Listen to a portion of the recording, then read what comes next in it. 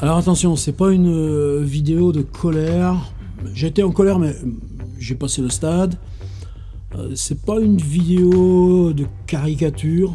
Alors là, franchement, j'ai pas envie. C'est une vidéo de questions et de questions qui, évidemment, comme toute question dans ce domaine, ça vaut double. Ça vaut pour ce qu'on interroge. En l'occurrence, un problème juridique de contrat d'édition très spécifique, et ça vaut aussi sur pourquoi pour toi ça le fait plus et qu'est-ce que ça induit comme changement dans tes pratiques d'écriture, de publication et tout ça. Alors je reprends vite l'histoire. Moi, Marguerite Duras, évidemment, ça fait tout longtemps. Alors il y a 2 ans est paru ce petit livre, je crois que c'était les presses de Vincennes ou quelque chose comme ça, mais avec une mise en page très correcte, des rabats. Et ce qui m'avait accroché dans ce bouquin, je ne connaissais pas du tout l'auteur, c'est que c'était en quoi la pratique du cinéma change l'écriture de Duras, en même temps que l'écriture constituée de Duras lui confère son biais cinéma si spécifique. Et j'ai l'impression là que ça travaillait exactement sur ce qui, moi, m'interrogeait le plus sur Duras. J'ai fait une petite vidéo, du coup le lien s'est instauré, et Simona, il y a une bonne année de ça, me dit qu'elle prépare un ouvrage collectif sur Duras et les mythes. Alors moi, les trucs théoriques et tout, je lui dis, mais bon, on discute, puis je dis, mais il y a quelque chose, j'aurais bien envie d'écrire, c'est pour mieux comprendre, tout simplement, c'est sur le camion. Allez, hop, c'est parti, et l'échange a toujours été excellent. Je crois que ça remonte à peu près, maintenant 6-8 mois que j'avais envoyé mon texte. Alors, qu'est-ce que j'avais fait ? Évidemment, j'avais repris le camion, j'avais revisionné le film. En plus, c'est difficile de le trouver sur YouTube, mais j'ai payé 8 balles, j'ai pu le télécharger là, sur Apple Store. Donc je l'ai maintenant à disposition, le camion, et ça change quand tu peux faire vraiment un boulot comme ça d'approche. Et en lisant le camion, je me suis aperçu que, bien entendu, je l'avais lu, mais je n'avais jamais fait très attention à cet entretien avec Michel Porte qui suivait, qui est quand même consistant. Hein, c'est 85 à 130, tu vois, il y a presque 40 pages de questions à réponse. Et c'était un peu la même position où j'étais, c'est-à-dire Michel Porte qui interroge Duras sur le camion, et Duras qui dit, non pas ses intentions, mais en quoi écrire ou filmer renverse sans cesse l'intention qu'on peut avoir. Et moi, je me suis mis à écrire là-dessus. Alors, ça a pris cette forme-là. Moi, la phrase qui m'a déclenché, c'est ça. Dans le film, le camion transporte cette masse-là. Alors, ça, c'est un semi-remorque, un 32 tonnes Saviem. Ce qu'il y a dedans, on ne le saura pas. Mais elle l'affirme. Tous les cris du monde. Est-ce que ça pèse, les cris ? Est-ce que ça rentre dans un camion, les cris ? Ben, j'en sais rien. Mais elle, c'est ça le génie de Duras. Dans le film, le camion transporte cette masse. Qu'est-ce que c'est cette masse ? Tous les cris du monde. Alors, ça fait plusieurs années que je travaille, moi, quand c'est des trucs comme ça. J'ai besoin de casser les rhétoriques. En fait, j'arrive pas sinon. Alors, je prends. C'est parti sous la forme, ça, des petites incises. Ça aurait été un film. Oui, mais le film, il existe. Non, c'est le conditionnel. Et le conditionnel, ça l'interroge. Ça aurait été un film, point, c'est un film. Donc, de fabriquer des fragments comme ça, et ces fragments, à partir comme des espèces de creusements ou du zoom, du moment que je dis ça aurait été un film, c'est un film, point d'interrogation, là, sur ce conditionnel de Duras, il y avait 3 choses à faire. Et puis ensuite, ça se La question de la chambre noire, chambre de lecture, chambre noire, c'est simplement aller à la table dans son salon, à Naufle, et alors c'est filmé, c'est le film. Mais Depardieu et elle lisent le texte du camion. Donc l'acteur lit les répliques qui sont les siennes dans le camion, avec ses propres initiales. Simplement, lui, il le découvre là, en même temps que c'est filmé. Il le déchiffre à mesure. Il n'a jamais pu travailler avant, tandis qu'elle elle lui présente là cet état stable. Alors c'est ça que je voulais interroger. Mais je ne vais pas tourner le film, je vais le raconter. Tu vois, tous ces trucs. Et moi, évidemment, ça, c'est un régal, parce que ça va aussi... Il y a des choses de folie, des choses économiques aussi. Les 10 millions de la Gaumont, je m'en fous. Que le monde aille à sa perte, c'est la seule politique. Les mains des ouvriers... Et j'en ai 8 pages bien tassées. Je ne me rappelle plus si c'était la commande initiale ou pas. De toute façon, le dialogue était toujours premier. Et bon, tu sais, les rythmes universitaires, oh là là, c'est jamais pressé. Alors moi, je savais que c'était chez Garnier. Alors Garnier, moi, j'ai toujours pas une fidélité, mais la confiance, elle vient d'où? C'est-à-dire, combien j'en ai eu de ces Garnier? Pour moi, ça a été une école.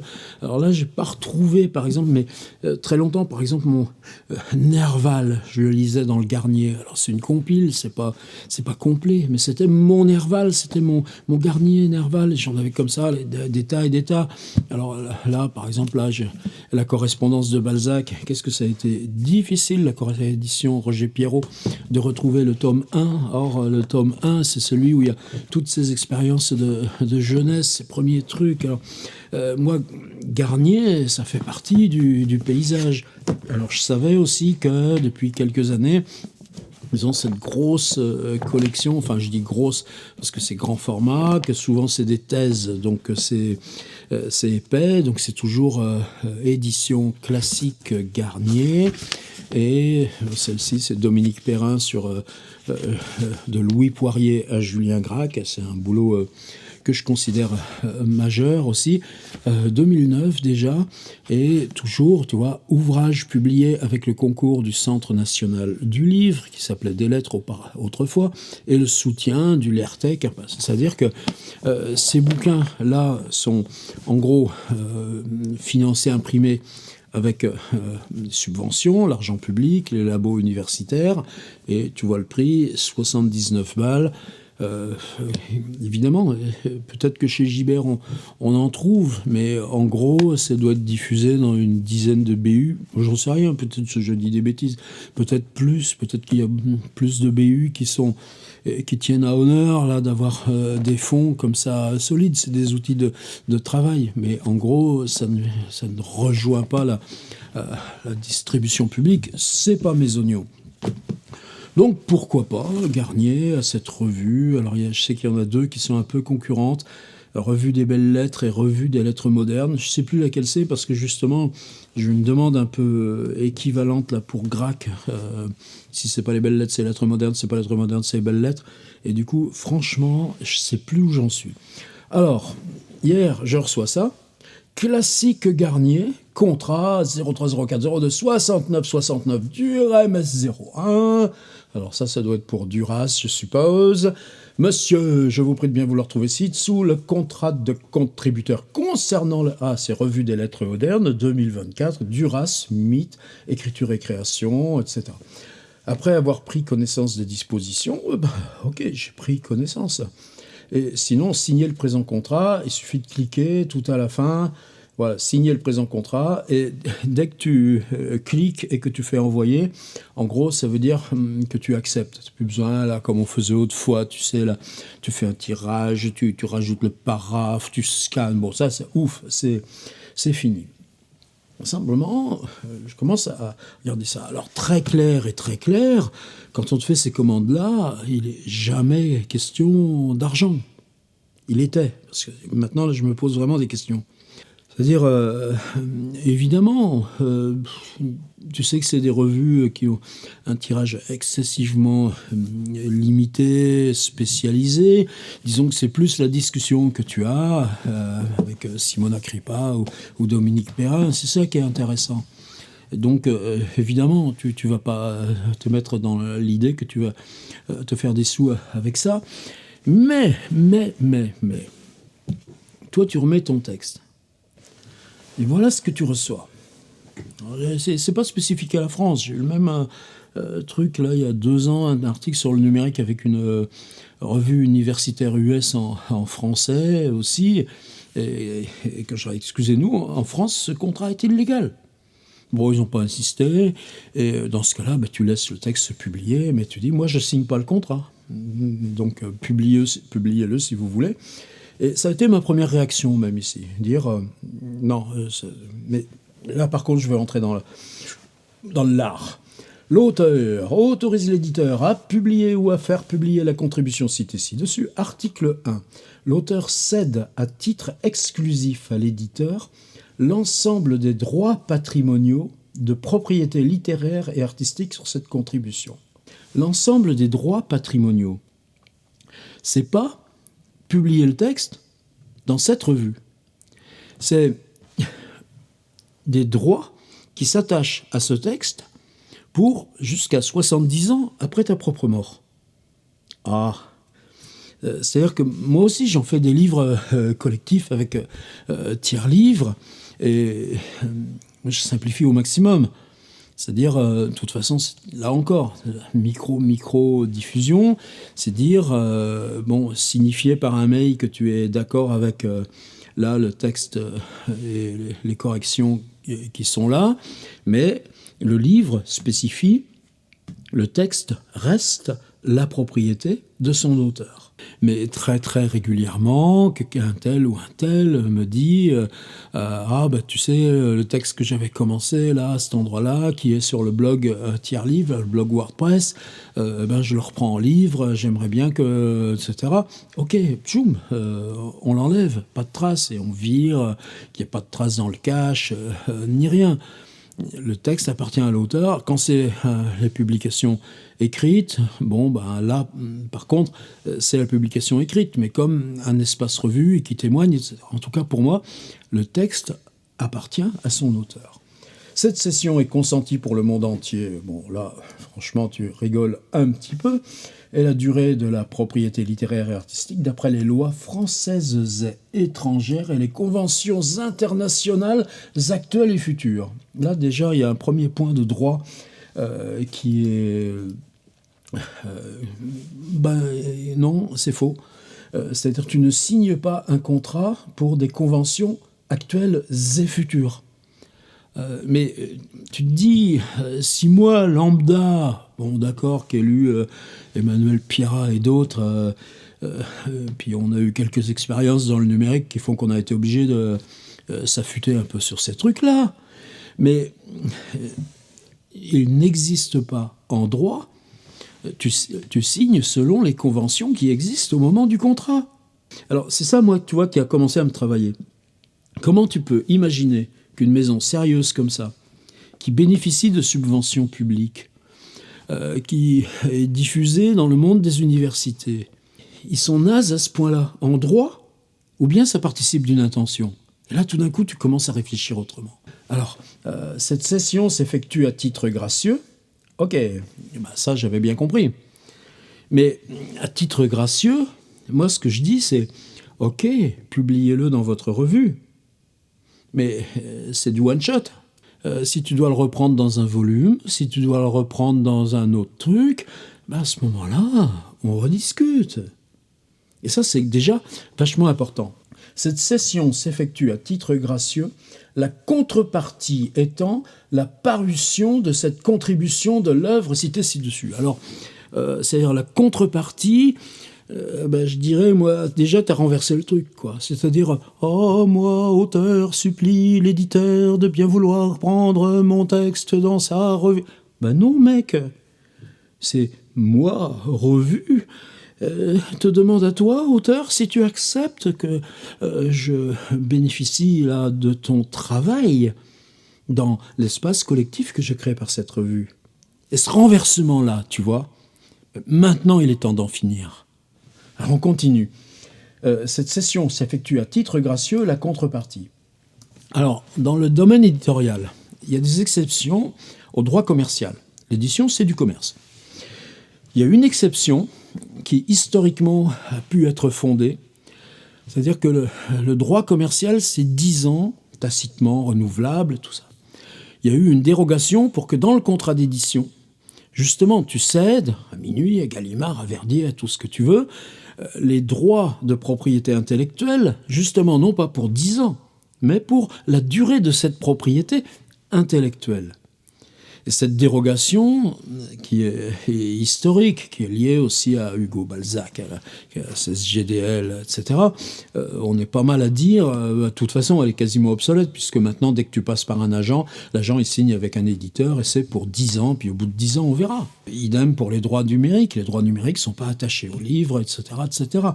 Mais ça, cette exception-là, c'est un domaine de discussion. Par contre, dans le droit commercial, et là il n'y a pas d'exception lorsqu'il s'agit d'édition, s'il y a une contrepartie, elle s'exprime en termes monétaires. Une contrepartie qui s'exprime sous forme de troc, c'est illégal. Là déjà, tu te dis, bon, les gars, déjà moi, non, ça ne vaut pas pour l'ensemble des droits machin, cette cession et tout ça. Cette cession, c'est pour votre publication. 2, la contrepartie, si c'est à titre gracieux, on ne parle pas de contrepartie. En tout cas, la contrepartie doit s'exprimer en termes monétaires, et à ce moment-là, c'est plus gracieux. Donc c'est une formule qui n'a aucune validité juridique. Mais alors là, tout d'un coup, j'ai craqué. L'envoi à l'auteur de 15 tirets à part numériques de sa contribution. Alors autrefois, il y avait ça. C'est-à-dire, tu faisais une revue, on te prenait l'article, et il faisait un petit tirage imprimerie, et tu recevais, là, tu avais tes 15 pages, mais imprimées, on appelait ça le tiré à part. D'accord ? Mais maintenant, est-ce que ça a du sens ? Bien sûr que non. Mais tiré à part numérique, ça veut dire qu'ils prennent le PDF global et ils prennent page 20 à 24 et on te fait un PDF extrait de l'ensemble qui va être le tiré à part numérique. Et on t'envoie le PDF. Pourquoi pas ? S'il a une plus belle mise en page, tu peux le faire circuler, etc. Mais en gros, déjà, c'est bizarre parce que toi, tu envoies un texte numérique et on te dit « on vous récompense en vous renvoyant votre texte numérique ». Mais alors ?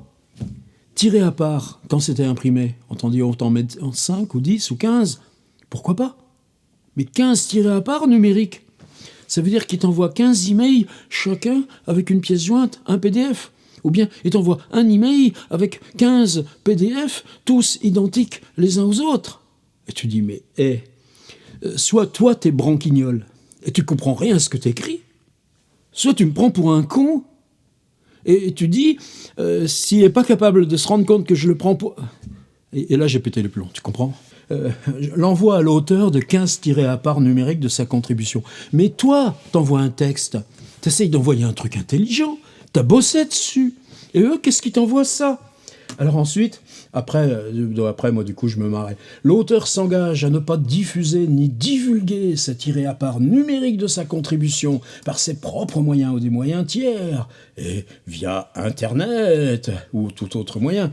Alors, par contre, c'était gentil, il disait « S'il le souhaite, l'auteur dispose gracieusement d'un exemplaire papier. » Ah, tu vois, hein, oh là là, un et un seul. Hein. Tu as le droit d'un exemplaire à commander sur le site e-commerce des classiques Garnier, avec le lien, en insérant, c'est-à-dire que si tu vas commander sur le site Garnier le numéro, tu entres le numéro du contrat et normalement, tu en reçois un sans payer.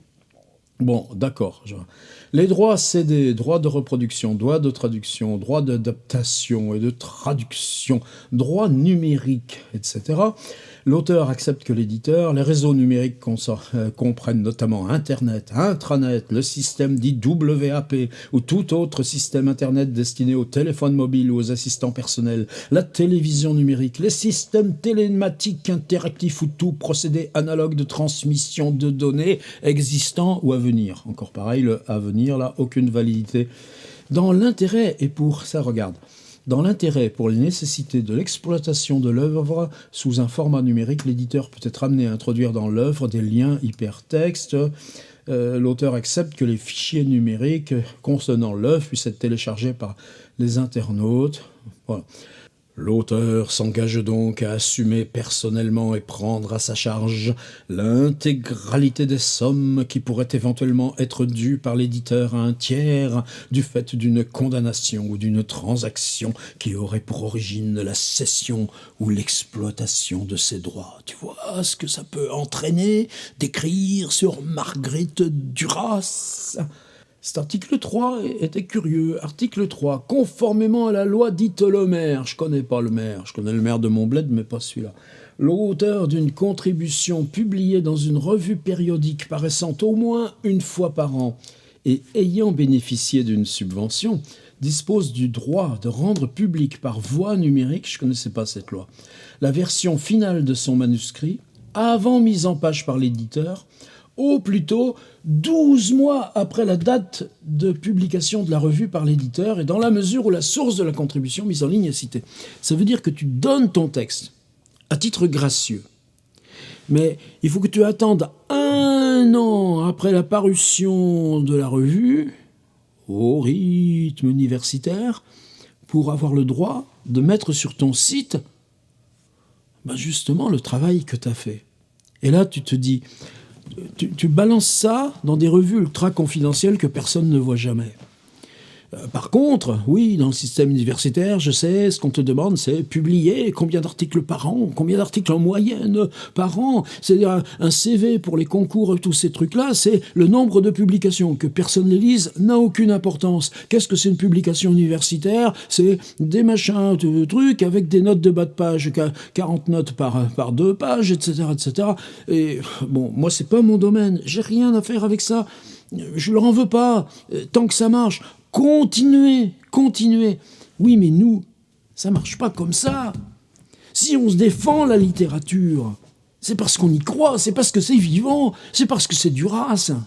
C'est pour que les idées circulent, c'est pour qu'un étudiant qui cherche un truc, il trouve notre texte. Un étudiant qui cherche Durafolie Camion, qui trouve, à partir de Durafolie Camion, qu'est-ce que c'était la marque et la couleur du savième. Et là, tu comprends.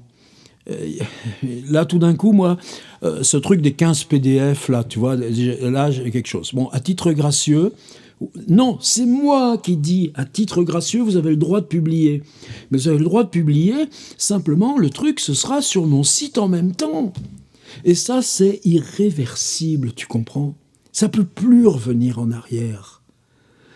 Et si j'ai envie d'en parler en vidéo, là, de mon texte et comment j'ai travaillé le camion, j'ai le droit de le faire, sans demander à personne, parce que c'est moi l'auteur.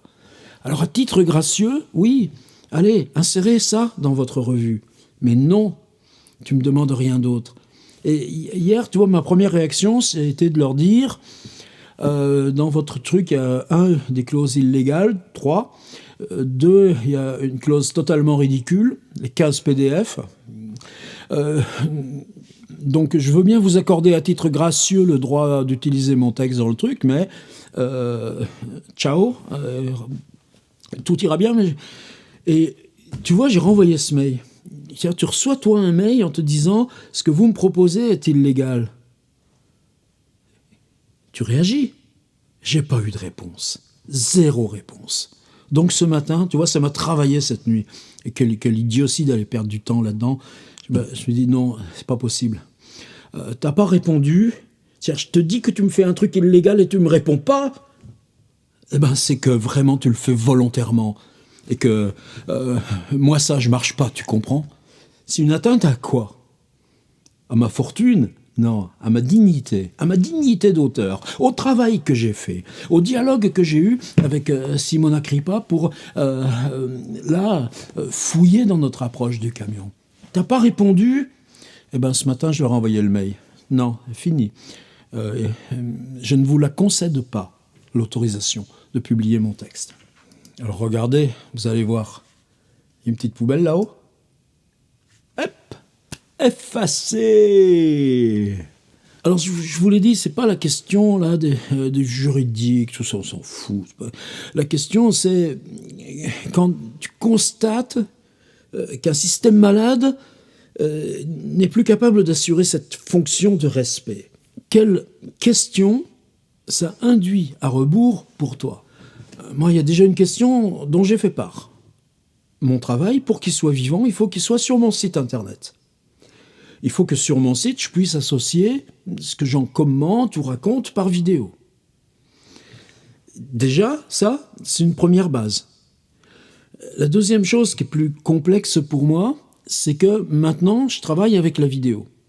S'il n'y avait pas eu le dialogue avec Simona Kripa, et c'est en ce moment donc question que je dois me poser aussi avec Dominique Perrin là, pour GRAC. L'an dernier, j'ai eu un rapport hyper chouette avec la société des amis de Francis Ponge, et donc parce que j'étais tombé là sur un texte là où j'ai vraiment envie la Ponge là dans cette première là, exode là, affecté à Rouen, cette période d'avant-guerre, juste là dans tout. Et j'aurais dit, mais écrire, j'ai plus envie, et je vais vous faire une vidéo. Et ben, ils ont pris la vidéo, ma vidéo, de ma chaîne, et ils l'ont insérée sur le site de leur association, des Amis de Francis Ponge. Et là, waouh! En plus, depuis, on est amis, on discute régulièrement. Et là, on est encore en situation, j'allais dire, de bascule. C'est-à-dire que moi, ce que je sais, c'est que passer à l'écrit, c'est passer à une autre exigence de réflexion, de formulation, probablement. Mais je ne vais pas enchaîner maintenant, comme j'ai pu le faire par le blog pendant plusieurs années, des billets. Évidemment, par le site, c'est génial, parce que mots-clés, index, etc. Donc, la vidéo, elle prolifère. J'en suis à 3000 vidéos. C'est compliqué, ce truc. C'est quoi ce labyrinthe? Oui, mais maintenant, on arrive à avoir des outils là, qui sont juste émergents, où tu te rends à telle... là, avec telle entreprise qui propose la prestation, tu balances la liste, là, ou l'adresse de ta chaîne, et elle va mouliner à toute allure, pas besoin elle d'écouter, pour que la transcription audio par intelligence artificielle te soit restituée sous forme de texte. Et restituée sous forme, non pas le texte d'une vidéo, mais le texte global de 3000 vidéos. Ce faisant, la même intelligence artificielle, je peux lui demander, tenez, en ce moment, tenez, un truc super là, qui s'appelle Dream Machine, c'est un des acteurs principaux, c'est une BD, c'est vrai que moi je suis pas BD, hein, mais c'est un gars qui est un acteur là, d'une des principales startups là, d'intelligence artificielle et langage, et il raconte toutes les questions qui sont liées à ça. Moi, ce que je peux faire, c'est demander à l'IA, ok, fais-moi un fichier qui soit la liste des titres là, de mes 3000 vidéos, et en fonction de chaque titre, refais-moi un pitch en 5 lignes ou en 10 lignes qui résume le contenu. Ça, blam, c'est déjà acquis. Ce qui est aussi, je peux lui demander, fais-moi un index des noms propres. Chaque fois que tu repères un nom propre d'écrivain ou un nom relevant d'un concept, tu l'indexes et tu me dis où je peux retrouver Duras ou Grac dans les 3000 vidéos. Donc, quelque part, je pense que d'ici 2 ans, ce hiatus qu'il y a en ce moment entre vidéo et corpus écrit, on va nous-mêmes le liquider d'autre façon. Et bien sûr, un texte oral, tu ne peux pas le diffuser sous forme de corpus écrit. Mais l'écosystème qui va naître de la vidéo, plus la transcription, plus l'indexation qui permettra de revenir à une autre vidéo, là, qu'est-ce qu'on ouvre? Et moi, j'ai envie de jouer cette chance-là plutôt que dire, etc. Alors, qu'est-ce que je vais faire là maintenant de ce texte? C'est que dans ma collection tiers-livre, là, en ce moment, je suis en train de la refaire avec des couvertures cartonnées. Je prends un plaisir monstre à ça, ça se fait tout doucement. Et depuis 2016, j'ai un des volumes qui pour l'instant est en souple, qui s'appelle Contemporain. C'est un de ceux qui s'est le mieux vendu d'ailleurs depuis 5-6 ans. Et j'avais rassemblé une trentaine, je crois qu'il y en avait 32 ou 34, justement des textes écrits comme ça, sur des opportunités, des dialogues, des commandes, sur des auteurs justement contemporains. Mais c'est aussi Claude Simon, c'est Nathalie Sarraute, c'est déjà Duras, c'est Grac, etc., etc. Et pour moi, c'est à la fois important et à la fois ce truc, hop là, tu vois l'image d'un système dont progressivement on se détache. Peut-être que la confidentialité de ce genre de maison ou de revue, elle est simplement l'image de cette obsolescence. Alors, est-ce que c'est une obsolescence de la vie intellectuelle ou du contenu intellectuel? Là, la réponse ne m'appartient pas. Simplement, implicitement, j'ai choisi. En tout cas, là où je cherche, moi, ma fibre vivante. Donc là, je suis en train de faire un deuxième volume, une deuxième édition de Contemporain. J'avais un texte sur Jean-Philippe Toussaint aussi qui va rejoindre, un texte sur Philippe Ramy, sur Jean-Loïc Le Quellec, ce texte sur Duras, puis je crois encore un autre. Donc voilà.